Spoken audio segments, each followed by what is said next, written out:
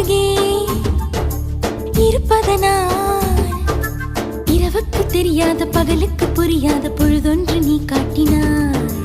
இதயத்தில் நீ இருப்பதனால் நான் தூங்கும் நேரத்தில் என்னுள்ளே தூங்காமல் நெஞ்சுக்குள் வாயாடினாய்.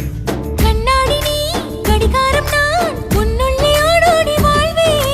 காதல் எனும் கடுதாசி நீ என்றென்றும் அன்புடன் நான்